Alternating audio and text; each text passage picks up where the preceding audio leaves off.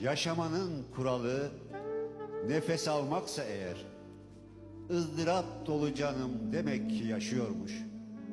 Neşeyi bilmeyen ben, aşkı tatmayan kalbim, her şeyden habersizce demek ki yaşıyormuş.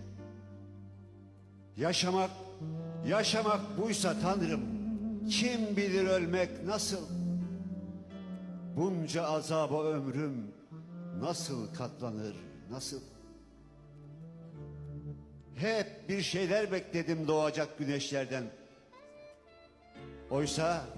Oysa her yaşanan gün dünü aratıyormuş. Bedenim mutluluğu yaşayan cana hasret. Ben böyle yaşamaya yaşamak demem elbet.